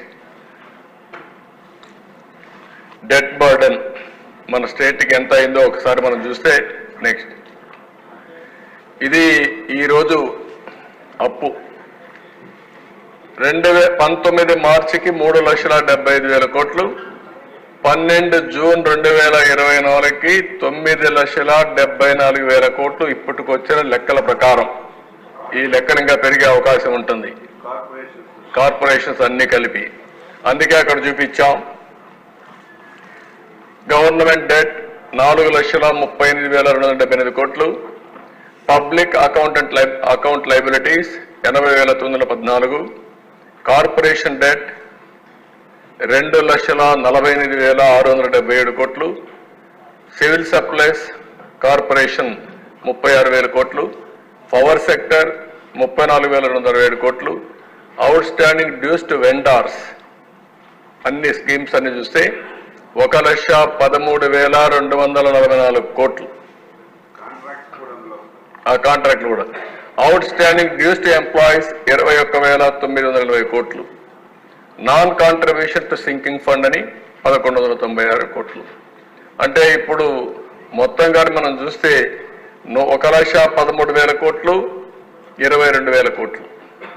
ఈ రెండు అప్పులకు యాజ్ ఆన్ టుడే బిల్స్ రెడీగా ఉన్నాయి. వాళ్ళు ఏం చేయాలని అర్థం కాదు, మళ్ళా డెవలప్మెంట్ చేయాలి. ఆ పరిస్థితిలో మనం ఉన్నాం ఈరోజు. నెక్స్ట్ ఇక్కడ మళ్ళా ఒకసారి మీరు చూస్తే ఈచ్ డిపార్ట్మెంట్ 1,35,000 కోట్లకు బ్రేకప్ ఇచ్చాం. ఫైనాన్స్ లో బిల్స్ 19,000 పెండింగ్ ఉన్నాయి, సాగునీటి ప్రాజెక్టులకు 19,000 పెండింగ్ ఉన్నాయి, Panchayati Raj rural development 14,600, industries and commerce 12,000, housing 8,000, municipal administration and urban development 7,700, infrastructure investment 7,600, health medical and family welfare 6,400, food and civil supplies 5,600 కోట్లు, social welfare 5,443, secondary education 5,400, energy infrastructure 5,100, backward classes welfare 2,900, transport roads and buildings 2,500, agriculture market cooperation 2,300, revenue 1,263, others 9,318, 1,35,224 కోట్ల రూపాయలు అప్పులు ఉన్నాయి. అంటే మామూలు అప్పులు కాదు, ఇప్పుడు పే చేయాల్సిన అప్పులు, కరెంట్ అప్పులు ఇవి. ఇక్కడవన్నీ స్ట్రక్చర్డ్ అప్పులు, ఇవి మనం ఇప్పుడు అప్పులు ఉండేటివి. ఇవి పే చేసే తప్ప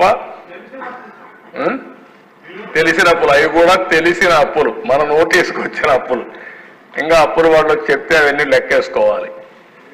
మన ఫైనాన్స్ డిపార్ట్మెంట్ ఆ పనే చేస్తున్నారు ఇప్పుడు. నెక్స్ట్ ఇది కాకుండా కోర్టులో దగ్గర మీరు ఒకసారి చూస్తే కంటెంప్ట్ కేసులు ఎవ్రీడే 5,615 కేసులు వేశారు, 1,760 కోట్లకి. రిట్ పిటిషన్స్ విత్ డైరెక్షన్స్ ఇచ్చింది 3,209 కేసులకి ఇచ్చారు, 17,080 కోట్లకి. ఇంకొక పక్కన రిట్ పిటిషన్స్ ఇంకా అడ్మిట్ కావాలి 16,000, మొత్తం 24,988 రిట్లు ఫైల్ చేశారు 3,542 కోట్ల కోసం. అంటే ఆ లెక్క మళ్ళా పోయి లీగల్గా ఉంటే అది ఒక లాయర్లు పెట్టుకోవడం ఒక యాంగిల్. లాయర్ల కంటే దశ ఐఏఎస్ ఆఫీసర్ని సిఎస్ అని లేకపోతే సీనియర్ ఆఫీసర్ని పిలిపించి కోర్టు హాల్లో నిలబెట్టి నువ్వు మేము ఇచ్చిన ఆర్డర్ ఇంప్లిమెంట్ చేయలేదు కాబట్టి జైలుకు పంపించిన సందర్భాలు ఉన్నాయి, పనిష్మెంట్ జైలుకు కూడా పంపించిన సందర్భాలు ఉన్నాయి. ఒక దుర్మార్గుడి పాలనలో అధికార యంత్రాంగం ఏ విధంగా నిర్వీర్యమైపోతుంది, అధికారులు కూడా మానసిక క్షోభ ఏ విధంగా అనుభవిస్తారో చేయని తప్పుకి. వీళ్ళు చెప్పారు నువ్వు అపోజ్ చేయమని, నువ్వు డబ్బులు ఇవ్వద్దని, ఇవ్వలేమని. వీళ్ళు ఇవ్వలేకపోయారు, వాళ్ళు డైరెక్షన్ ఇచ్చారు, ఆ డైరెక్షన్ ఫుల్ఫిల్ చేయలేకపోయారు. అప్పుడు ఏం చేశారు కోర్టు? ఎవరైతే కన్సర్న్ ఆఫీసర్ ఉన్నాడో ఆ ఆఫీసర్ని కంటెంప్ట్ కింద జైలు పంపిస్తున్నారు, పనిష్మెంట్ ఇస్తున్నారు. అంటే ఎక్కడికి పోతున్నాం? అదే అడ్మినిస్ట్రేషన్ చేసినటువంటి దుర్మార్గమైన పాలన. ఒకటి రెండు తప్పులుంటే కరెక్ట్ చేసుకుంటాం. ఇన్ని తప్పులు ఎట్లా కరెక్ట్ చేస్తారా దేశ? నెక్స్ట్ ఇంకొక పక్కన ఇది ఎందుకు ఇవన్నీ వచ్చేదానికి ఒక చిన్న ఉదాహరణ మీకు. ఎప్పుడు కూడా క్యాపిటల్ ఎక్స్పెండిచర్ చాలా ముఖ్యం. ఆదాయం రావాలంటే రెవెన్యూ ఎక్స్పెండిచర్ కంపల్సరీగా ఉంటుంది. జీతాలు ఇవ్వడం, లేకపోతే వెల్ఫేర్ ఇవ్వడం, ఇవి ఇవ్వాలి. బ్యాలెన్స్ అనేది ఇంపార్టెంట్. అక్కడే క్యాపిటల్ ఎక్స్పెండిచర్. ఈ క్యాపిటల్ ఎక్స్పెండిచర్ మీరు చూస్తే దగ్గర 5 ఏళ్లలో 2014-19 కంటే 60% తగ్గిపోయింది. 40% ఖర్చు పెట్టే పరిస్థితికి వచ్చారు. 40% ఖర్చు పెట్టారు కాబట్టి ఆదాయం తగ్గిపోయింది. ఓసారి గ్రోత్ నేను మొన్న కూడా మీకు చెప్పాను, 1% గ్రోత్ వస్తే 15,000 కోట్ల రూపాయల ఆదాయం అదనంగా వస్తుంది. 5% పెంచుకోగలిగితే 75,000 కోట్లు వస్తుంది. నిన్న కేంద్రం 15,000 కోట్ల రూపాయల అప్పు కానీ ఏదైనా కానీ మన అమరావతికి ఇస్తే మనం సంబరపడిపోయాం, మనం సంపాదించుకోలేక. ఇది ఒక ఎగ్జాంపుల్ ఇది. అందుకే ఈరోజు మీరు చూస్తే తెలంగాణ, ఆంధ్రప్రదేశ్ రెండు కూడా విడిపోయినప్పుడు కొన్ని డిసడ్వాంటేజెస్ ఉన్నా 18-19కి బ్యాలెన్స్ చేయడానికి ముందుకు పోయాం. ఈరోజు అందుకోలేనటువంటి డిస్టెన్స్కి వెళ్ళిపోయాం. 5 ఏళ్లలో జరిగిన డ్యామేజ్, అక్కడ జరిగే అభివృద్ధి వల్ల మొత్తం దెబ్బతిన్నాం. ఈరోజు మీరు ఇక్కడ చూస్తే ఒక్క వాటర్ రిసోర్స్లో 14-15-19లో 45,000 కోట్లు పెడితే 20,000 కోట్లు కూడా పెట్టలేదు.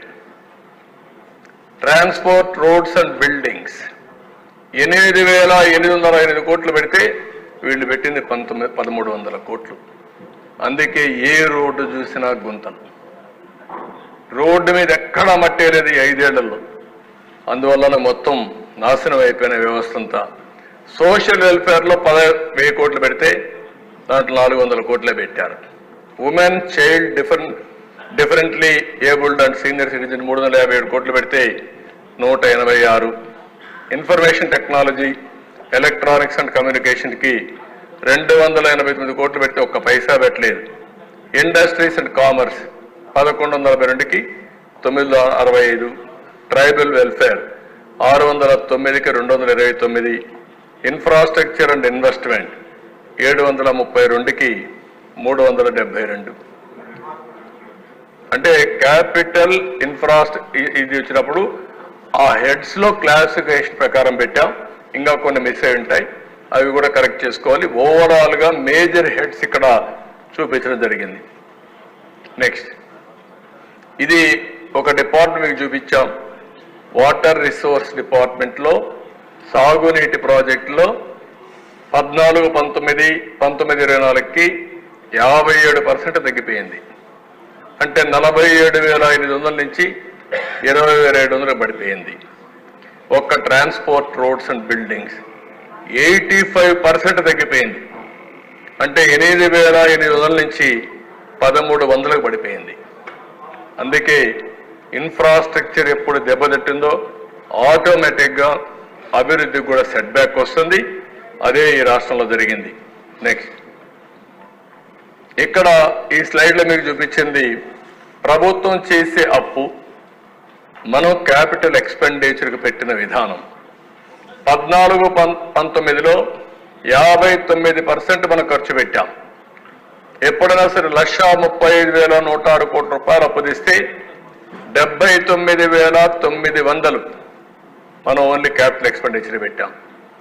వీళ్ళు అప్పు తీసుకొచ్చింది 3,06,606 కోట్ల రూపాయల రికార్డులు చూపించారు. క్యాపిటల్కి పెట్టింది 69,117 కోట్లు. అంటే 22.54% తగ్గిపోయింది. ఆ వ్యత్యాసం మీరు చూసినప్పుడు 100 రూపాయలు మనం బారో చేస్తే 59 రూపాయలు ఖర్చు పెట్టాం. వాళ్ళు 100 రూపాయలు బారో చేస్తే 22 రూపాయలు ఖర్చు పెట్టే పరిస్థితికి వచ్చారు. దీనివల్ల ఆ వ్యత్యాసంతో ఇది ఒక విషియస్ సర్కిల్గా తయారయ్యే పరిస్థితికి వచ్చింది. నెక్స్ట్, ఇక్కడ మీరు చూస్తే ఒక ఐడియా వస్తుంది ఏ విధంగా ఒక డెట్ ట్రాప్, ఒక విషియస్ సర్కిల్ ఫైనాన్స్లో మనం మొత్తం క్రైసిస్లో పడ్డామో ఇది ఒక ఉదాహరణ.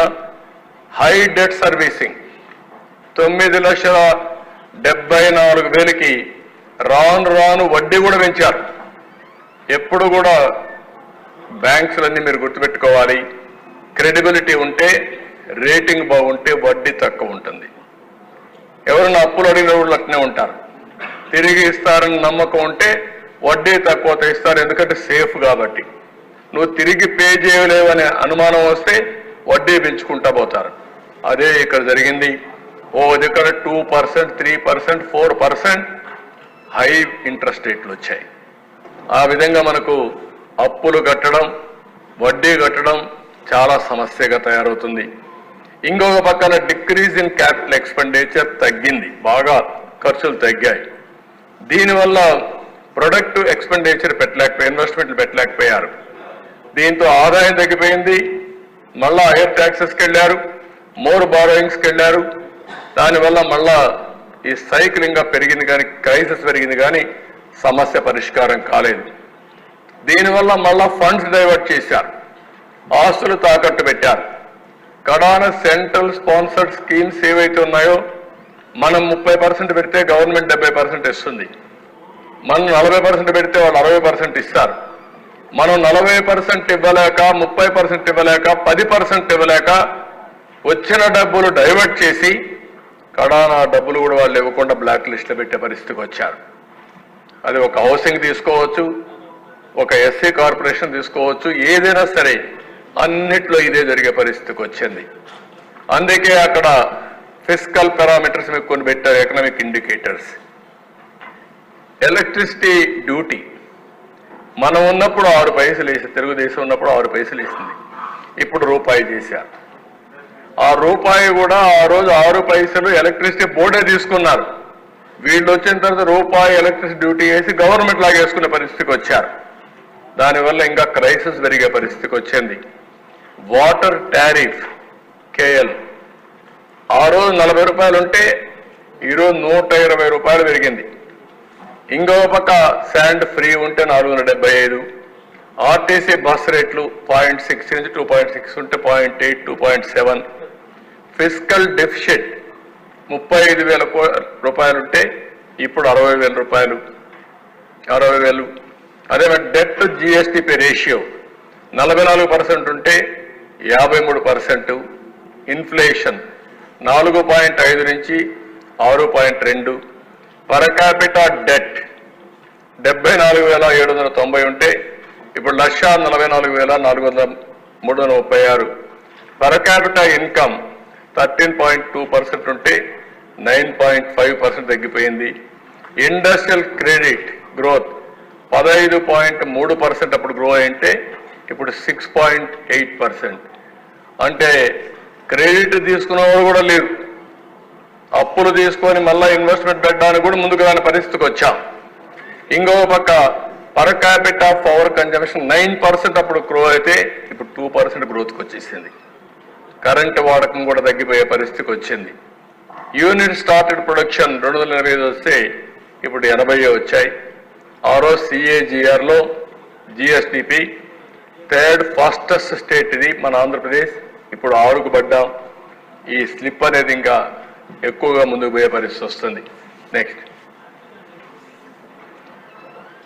నెక్స్ట్ ఇప్పుడు ఇక్కడ చూసినప్పుడు ఫైనాన్షియల్ స్ట్రెస్ ఉంది. ఇంకో పక్క ఎక్స్పెండిచర్ కూడా ఒకసారి మీరు చూస్తే మీకు అందరికీ ఒక క్లారిటీ రావాలి. నేను ముందే చెప్పాను 9,74,000 కోట్ల రూపాయలు అప్పు ఉంది. 14-15లో మన ఆదాయం స్టేట్ ఓన్ రిసోర్సెస్ వచ్చి 38,000 కోట్లుంటే salaries, pensions excluding welfare pensions అవన్నీ తీసేస్తే 24,708 ఉంది, అది 65%. 18-19కి అది 84.9% పెరిగింది. 2023-24కి 106% పెరిగే పరిస్థితి వచ్చింది. ఇవన్నీ కూడా మనకు salaries, pensions, unpaid HR liabilities ఇవన్నీ వస్తాయి. అంటే ఈరోజు దీనివల్ల ఏమైంది, ఎక్కువ ఆధారపడే పరిస్థితికి వచ్చాం, అప్పుల మీద ఎక్కువ బారో చేసే పరిస్థితికి వచ్చాం. ఈరోజు 24-25 ఎక్కడ చేరామంటే శాలరీస్, పెన్షన్స్ 92,809 కోట్లు, debt servicing including corporations 71,881, essential committed expenditure 1,64,750, united revenue, state own revenues, all these things లెక్కేసుకుంటే 1,45,643. ఆ స్లైడ్ మీరు చూసినప్పుడు మన ఆదాయం మొత్తం 1,45,643, మొత్తం ట్యాక్స్ రెవెన్యూస్ సెంట్రల్ గవర్నమెంట్ ఇచ్చేది, స్టేట్ గవర్నమెంట్ వచ్చేది, మొత్తం ఆదాయం. దాంట్లో మన ఖర్చులు, ఎసెన్షియల్ ఖర్చులే శాలరీస్, పెన్షన్స్ అన్ని 93,000 కోట్లు. అప్పు వడ్డీ 72,000 కోట్లు. 72,000 కోట్ల రూపాయలు మనకు వచ్చే ఆదాయం నుంచి అప్పులు కట్టాలి, వడ్డీలు కట్టాలి, ఆ పైన శాలరీస్, పెన్షన్స్, ఎసెన్షియల్ సర్వీసెస్ అన్నిటి ఖర్చు పెట్టాలి. దీంట్లో గ్యాప్ చూస్తే 19,000 కోట్ల రూపాయలు యాజ్ ఆన్ నౌ.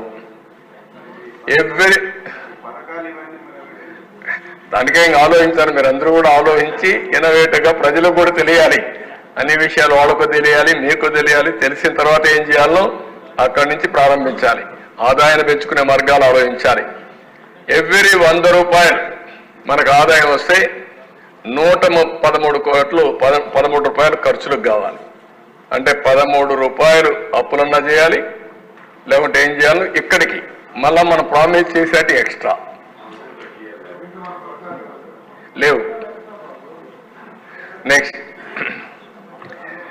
ఇక్కడ యాజ్ ఆన్ టుడే మళ్ళా పరిస్థితి ఒకసారి మీరు గుర్తుపెట్టుకోవాల్సింది, నేను చెప్పాను రాష్ట్ర ఆదాయం, కేంద్రం ఇచ్చే ట్యాక్స్ డెవల్యూషన్స్, సిఏఎస్పి, క్యాపిటల్ రిసీప్ట్స్ అన్నీ కూడా, పబ్లిక్ డెట్ అన్నీ కూడా పెట్టుకుంటే ఇక్కడ పబ్లిక్ డెట్ కూడా తీసుకొచ్చే అప్పులు కూడా 2,39,140 కోట్లు, salaries 92,000, debt servicing 72,000, welfare pensions 33,000, power subsidy 14,000, PDS 5,000, Aarogyasri, diet, MDM, anganwadi 6,000, సిఏఎస్పి 24,000, administrative expenditure 3,400, total expenditure 2,50,000, total ఆదాయం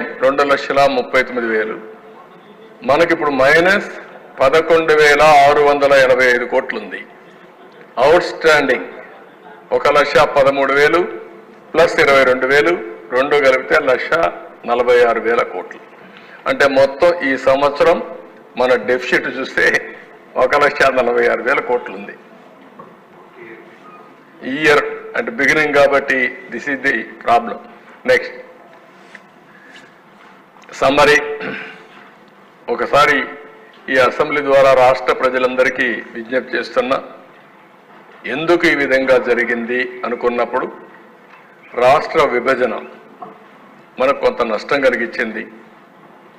ఆ రాష్ట్ర విభజన కూడా అధిగమించడానికి మనం ఆ రోజు అనేక కార్యక్రమాలు ఆలోచించి తెలంగాణ రాష్ట్రానికి ఏవైతే అడ్వాంటేజ్ వచ్చాయో మనం అవన్నీ కూడా ఏ విధంగా అధిగమించాలి, ఏ విధంగా ఇక్కడ ఒక ఎకో సిస్టమ్ క్రియేట్ చేసుకోవాలని ఆలోచించాం. కానీ 1924 విభజన కంటే తీవ్రమైన నష్టం రాష్ట్రానికి జరిగింది, కోలుకోలేని దెబ్బ తగిలింది. అందుకే ఇక్కడ మళ్ళా నేను బ్రీఫ్ చేస్తున్న 6 వైట్ పేపర్లు మనం పబ్లిసైజ్ చేశాం. ఒక్క పోలవరం మిస్మేనేజ్మెంట్ వల్ల 53,000 కోట్ల రూపాయలు ఇప్పటి వరకు నష్టం. అది వచ్చుంటే 53,000 కోట్ల రూపాయలు మనకు అదనంగా జిఎస్టిపి కాంట్రిబ్యూషన్ వచ్చేది. అమరావతి ఈ ఒక్కదాని వల్ల దగ్గర 7 లక్షల ఉద్యోగాలు పోయినాయి. ఒక 2 నుంచి 3 లక్షల కోట్ల రూపాయలు ఆస్తి తరిగిపోయింది. ఎప్పుడు కూడా ఒక విషయం మనం గుర్తుపెట్టుకోవాలి, ఆర్థిక వ్యవస్థ అంటే ఒక వ్యక్తి ఉత్పత్తి చేయాలి, ఒక వ్యక్తి వినియోగం చేయాలి. అది ప్రోడక్ట్ కావచ్చు, మ్యానుఫ్యాక్చరింగ్లో వరి ధాన్యం పండించే రైతు నుంచి వచ్చే ధాన్యం కావచ్చు, ఫ్యాక్టరీ నుంచి వచ్చే సూదులు కావచ్చు, లేకపోతే ఏదైనా వస్తువులు కావచ్చు, లేకపోతే సర్వీస్ అన్నప్పుడు మనం అనేక సర్వీసులు తీసుకుంటూ ఉంటాం. ఇప్పుడు బ్యాండ్ విత్ వాడతాం, దానికి డబ్బులు కడతాం, సెల్ ఫోన్కి వాడతాం, దానికి యూజర్ ఛార్జెస్ కడతాం, ఇలాంటివన్నీ ఉంటాయి. ఇవి రెండు కూడా ఆల్వేస్ మనం ముందుకు పోతా ఉంటే ఎకనామిక్ యాక్టివిటీ పెరుగుతుంది. ఇప్పుడు మనం ఇక్కడికి వచ్చాం, మొన్న ఒక ఆయన నాకు కనపడి ఈ గవర్నమెంట్ వచ్చిన తర్వాత నా ఆస్తుల విలువ 100 కోట్లు పెరిగింది, నేను 1 కోటి రూపాయలు అన్నా క్యాంటీన్కి ఇస్తానని చెప్పి ఇచ్చాడు. అంటే దీని అసెస్మెంట్ ఏంటి? 100 కోట్లు పెరిగింది కాబట్టి ఉదారంగా 1 కోటి రూపాయలు అన్నా క్యాంటీన్కి దానం చేయడానికి ముందుకొచ్చాడు. అది ఆర్థిక వ్యవస్థ. ఆ 100 కోట్లు పెరగలేదనుకోండి, తరిగిందనుకోండి 50 కోట్లు, ఈ 1 కోటి ఇచ్చే పరిస్థితిలో ఉండడు. పిల్లల చదువుకు కానీ, హాస్పిటల్ ఎక్స్పెండిచర్కి కానీ, దేనికైనా సరే సంపద ఉంటే, భూమి విలువ కూడా ఉంటే, ఒక 1/2 ఎకరా అమ్ముకుంటే వెసులుబాటు వచ్చే పరిస్థితి వస్తుంది. అలాంటివన్నీ దెబ్బతిన్నాం. ఇంకొక పక్క ఒక్క పవర్ డిపార్ట్మెంట్లో 32,000 కోట్ల రూపాయలు కరెంటు ఛార్జీలు పెంచారు. కరెంటు ఛార్జీలు పెంచి left and right short term power purchase చేశారు. ఇంకొక పక్కన మీరు చూస్తే ఎవరైతే పీపీపీలు చేశాం సోలార్ ఎనర్జీ పార్ట్నర్స్ దగ్గర, వాళ్ళ దగ్గర కొనకుండా అవన్నీ క్లోజ్ చేసి షార్ట్ టర్మ్ పర్చేస్ చేశారు. వాళ్ళు కోర్టుకు పోయారు. కోర్టు నుంచి డైరెక్షన్ ఇచ్చి ఆ 9,000 కోట్లు కట్టాల్సిందే అని డైరెక్షన్ ఇస్తే 9,000 కట్టాం. 9,000 కట్టాం. ఊరికే వచ్చిన కరెంటు మనం తీసుకోలేదు. షార్ట్ టర్మ్లో కొన్నారు. 7 రూపాయలు 8 రూపాయలు పెట్టి కరెంటు కొన్నారు, 10 రూపాయలు పెట్టి కరెంటు కొన్నారు. అలాంటి మిస్మేనేజ్మెంట్లు పెద్ద ఎత్తున జరిగాయి. అంటే ఒక పక్కన విక్టిమైజేషన్కి వెళ్ళారు, అసమర్థ ఆలోచించారు, ఆలోచన లేకుండా ఆలోచించారు. కడాన ఈరోజు 1,29,000 కోట్ల రూపాయలు ఒక్క పవర్ సెక్టర్లో ఎలక్ట్రిసిటీ డిపార్ట్మెంట్స్ అనే కలిపి అప్పుల ఊబిలో ఉండే పరిస్థితికి వచ్చింది.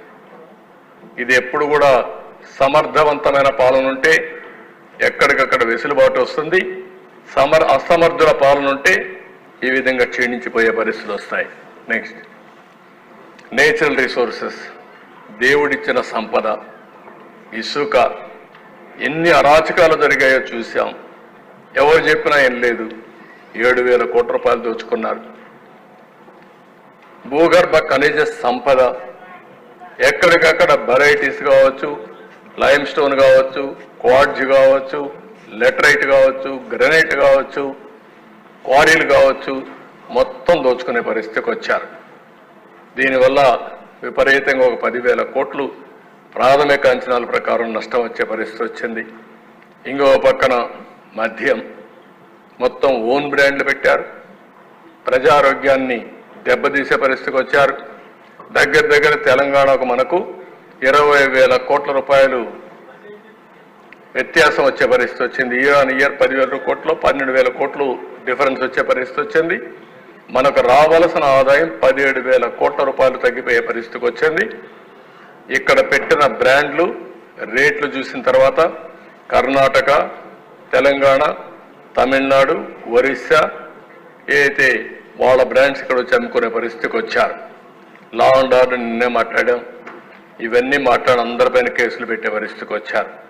నెక్స్ట్, ఇది ఒక ఎగ్జాంపుల్ కింద ఈరోజు మనందరం ఒక సివియర్ ఫైనాన్షియల్ డిస్ట్రెస్లో ఉన్నాం. ఈరోజు ఎక్సైజ్ పాలసీ నిన్నే నేను చెప్పాను, అవన్నీ కూడా ఊరికి శాండ్ పాలసీ అవన్నీ ఇచ్చారు.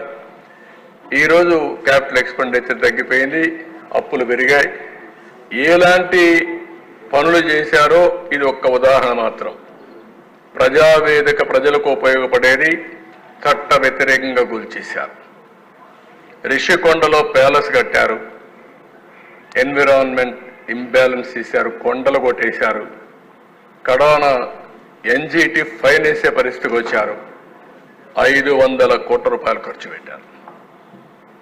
ఒక్క ప్యాలెస్ కోసరం, ఒక వ్యక్తి విలాసం కోసరం ఆయన కావాలి. విశాఖపట్నానికి రాజధాని పేరు కాదు, ఆయనకు కావాల్సిన అక్కడ రాజధాని పేరు పెట్టి విశాఖపట్నంలో రిషికొండలో అక్కడి నుంచి మీరు చూసే సముద్రం కనపడుస్తుంది. ఆయన పోయి అక్కడ కూర్చొని ఆ సముద్రాన్ని చూసి ఆనందపడాలి.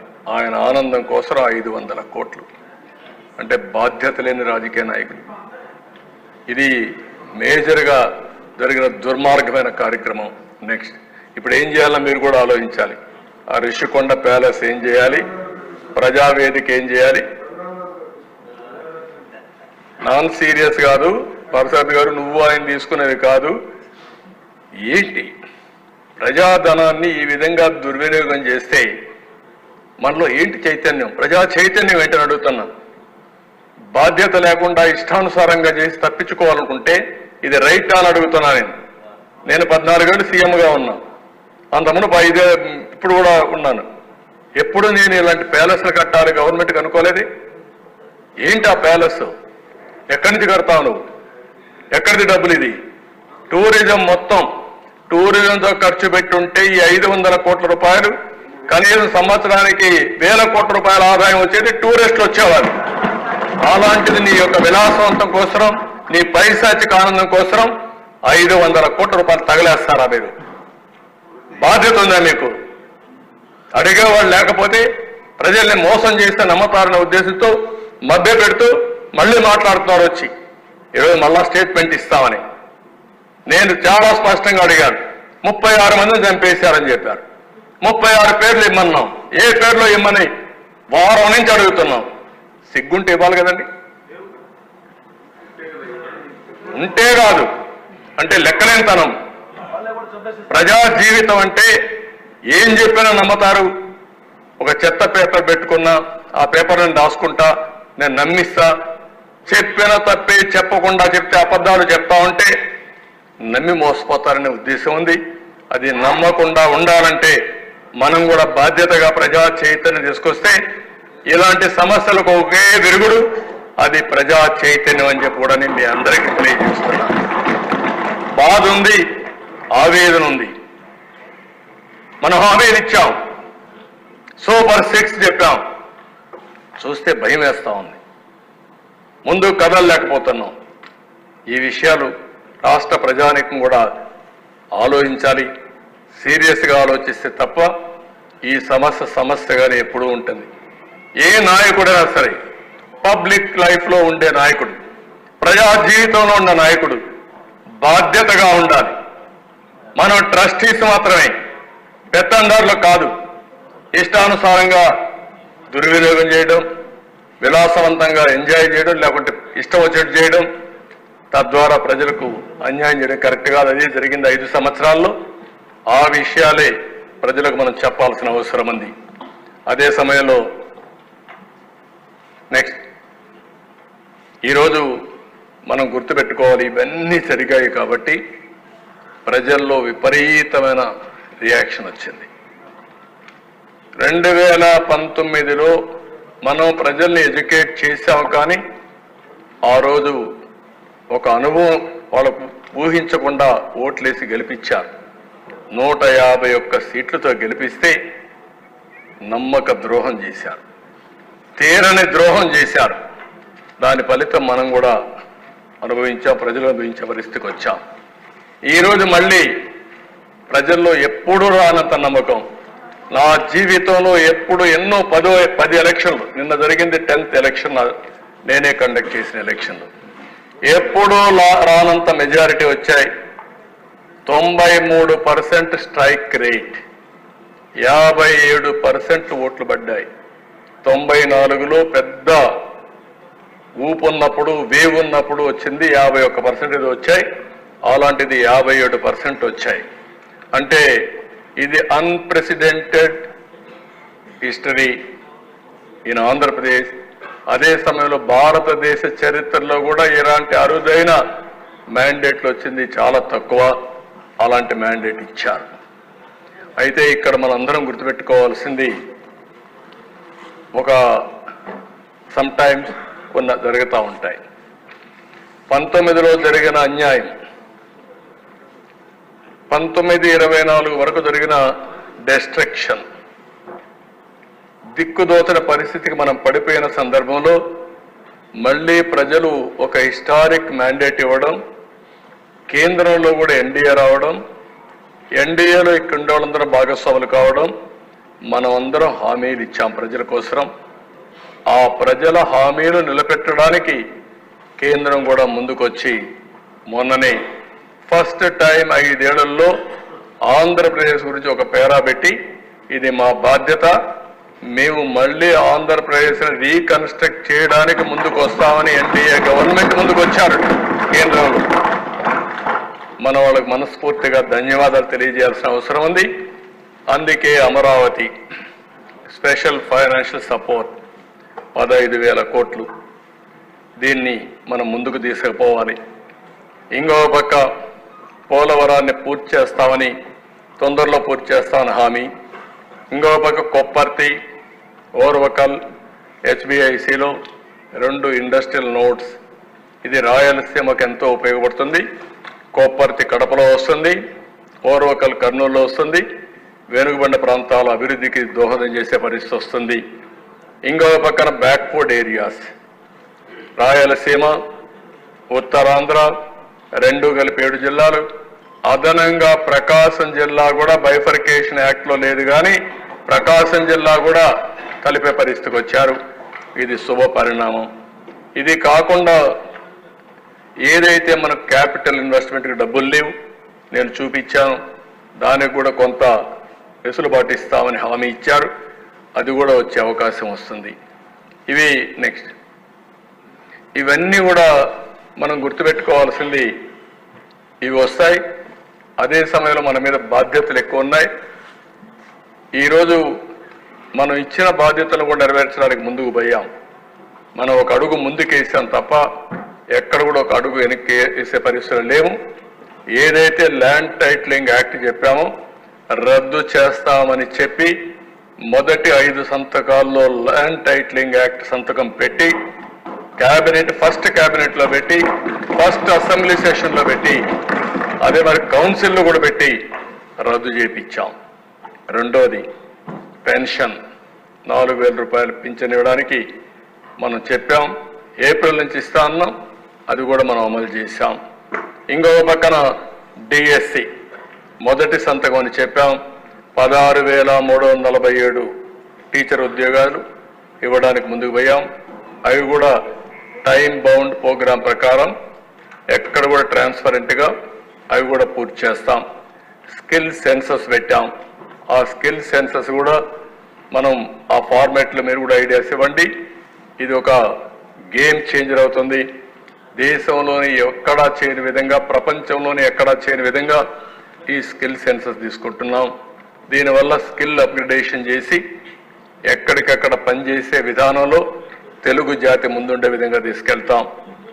ఆగస్టు 15వ తారీఖున అన్నా క్యాంటీన్ మినిమం 100 సెంటర్లో అన్నా క్యాంటీన్ ఓపెన్ చేసి 5 రూపాయలకే పేదలకు అన్నం పెట్టే కార్యక్రమానికి శ్రీకారం చుడతాం. మొన్ననే ఫ్రీ శాండ్ పాలసీ తీసుకొచ్చాం. దాంట్లో మనం అందరం కూడా క్లియర్గా ఉండాలి. ఒక ట్రూ స్పిరిట్తో ఫ్రీ శాండ్ అనేది పేదలకు అందాలి. దాన్ని కూడా మనం ముందు తీసుకెళ్దాం. ఇవి కాకుండా మనకి ఇంకా సూపర్ 6లో కొన్ని ఉన్నాయి, మనం చేయాల్సిన పనులు ఉన్నాయి. కేంద్రం నుంచి నిధులు రావాలి, మనం కూడా కష్టపడాలి, ఆదాయాన్ని పెంచుకోవాలి. 2 మనం ఇచ్చిన మాటలు కూడా నెరవేర్చుకోవాలంటే ఈ 2 కూడా ముందుకు తీసుకుపోవాల్సిన అవసరం ఉంది. అందుకే ఇక్కడుండే అసెంబ్లీ మెంబర్స్ పైన ఒక ప్రత్యేకమైన బాధ్యత, ఒక గురుతరమైన బాధ్యత ఉందని చెప్పి నేను మీకు తెలియజేస్తున్నా. నెక్స్ట్, ఈరోజు మనం 7 వైట్ పేపర్స్ ఇచ్చాం. నేను చెప్పాను, మొత్తం వాస్తవాలు మీ ముందర పెట్టాను. ప్రజా జీవితంలో ఉన్నాం, మనకు ప్రజల ఆస్తులకు ట్రస్టీగానే ఉంటాం. రెండోది, ప్రజల ఆస్తుల్ని మెరుగైన విధానం నడిపించే విధంగా, ఎక్కువ సంపద సృష్టించే విధంగా పాలసీలు తీసుకొస్తాం. మన దగ్గర డబ్బులు లేవు కానీ ఆలోచనలు ఉన్నాయి, అనుభవాలు ఉన్నాయి. నాకు కూడా హైదరాబాద్ నగరాన్ని ఒక్క పైసా ఖర్చు లేకుండా ఒక బ్రహ్మాండమైన నగరంగా చేశాం. ఒక పక్క నాకు ఆలోచనలు ఉన్నాయి, ఇంకొక పక్క మిత్రుడు పవన్ కళ్యాణ్ గారికి పట్టుదల ఉంది, ఈ రాష్ట్రానికి ఏదో చేయాలని తపన ఉంది, ఆ తపన ముందుకు నడిపిస్తుంది. మూడోది బీజేపీ, ఢిల్లీలో నరేంద్ర మోడీ గారు కూడా వికసిత్ భారత్ 2047 పెట్టుకున్నారు. మనం కూడా 2047కి ఒక విజన్ కూడా తయారు చేసుకుందాం. నేను అందుకే మిమ్మల్ని అందరినీ విజ్ఞప్తి చేస్తున్నా, రొటీన్గా మామూలు అడ్మినిస్ట్రేషన్లో కాకుండా క్రియేటివ్గా ఏం చేయగలుగుతాం, సంపద సృష్టించే మార్గాలు ఏమేమి ఉన్నాయి. ఇప్పుడు మీరు అక్కడ చూశారు, దగ్గర రోడ్ల మీద 14-19లో పెట్టిన దాంట్లో 20% కూడా పెట్టలేదు. దానివల్ల పర్యవసానం ఏంటి? రోడ్లన్నీ గుంతలు పడిపోయినాయి, ఏ ఊరికి పోయే పరిస్థితి లేదు. ఒక పక్క నేషనల్ హైవేస్ ఈరోజు పర్ఫెక్ట్గా ఉన్నాయి. నేషనల్ హైవే దిగితే ఆంధ్రప్రదేశ్ రోడ్లు ఇంకెక్కడికి పోతా తెలియని పరిస్థితి ఉంది. దీనికి ఒక వినూత్నంగా ఏమైనా ఆలోచించగలుగుతామా? మన దగ్గరుండే డబ్బుల్ని ఏ విధంగా సద్వినియోగం చేయడం కోసం ఇప్పుడు గవర్నమెంట్ ఆఫ్ ఇండియాలో కూడా నీతి ఆయోగ్ కానీ గవర్నమెంట్ ఆఫ్ ఇండియా కానీ కొన్ని ప్రోగ్రాంలు తీసుకొచ్చారు. అవన్నీ కూడా public private partnership, viability gap funding. అంటే ఒక ప్రాజెక్ట్కి ఇంత డబ్బులు అవుతుందనుకుంటే ఆ డబ్బుల్లో ఎంత ఆదాయం వస్తుందో ఒక ప్రైవేట్ వ్యక్తి కానీ కోట్ చేసి, ఇప్పుడు నేషనల్ హైవే పాలసీ కూడా అదే, దాని మీద వైబిలిటీ గ్యాప్ ఫండింగ్ ఎంత తక్కువ వస్తే అది డబ్బుల రూపంలో వాళ్ళకి కాంపన్సేట్ చేయడానికి గవర్నమెంట్ ఆఫ్ ఇండియా ముందుకు వచ్చారు. మనం కూడా అలాంటి పాలసీస్ ఏమైనా కొన్ని క్రియేట్ చేయగలుగుతామా? ఇప్పుడు వెస్ట్ గోదావరి ఉంది ఉదాహరణకు, రోడ్లన్నీ అధ్వానంగా ఉన్నాయి, అందులో black soil cottons every year రోడ్లైతే ఆ నీళ్లకు తరిగిపోతూ ఉంటాయి. అలాంటప్పుడు సిమెంట్ రోడ్లు వేసి అవసరమైతే నామినల్గా మామూలు వాళ్ళకి ఎవరికి మనం రోడ్ల మీద పెట్టాం, టోల్ పెడితే ఎవరికి పెడతాం? కార్లు, బస్సులు, లారీలు వచ్చిన వాళ్ళు వస్తారు, వాళ్ళకు మాత్రం పెట్టి మిగిలిన ట్రాక్టర్లు, ఎడ్ల బండ్లు, అంటే ఆటోలు, స్కూటర్లు ఇవన్నీ ఫ్రీగా పెట్టి తద్వారా వైబిలిటీ గ్యాప్ ఫండింగ్ మనమే ఇచ్చి మొత్తం రోడ్లు వేసే కార్యక్రమానికి శ్రీకారం చుట్టగలుగుతామా? ఒక ఆలోచన మీరు ఒకసారి ఆలోచించండి.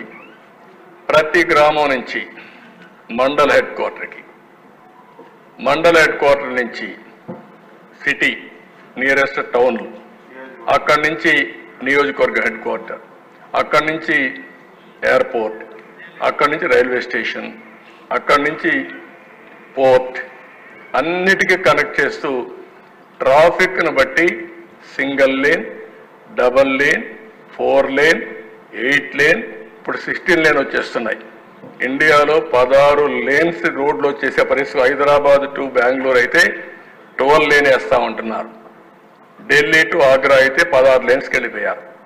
ఇలాంటివన్నీ వచ్చే పరిస్థితి వస్తుంది. అలాంటప్పుడు ఎవరైతే పే చేయగలుగుతారో వాళ్ళు పే చేసుకుంటారు.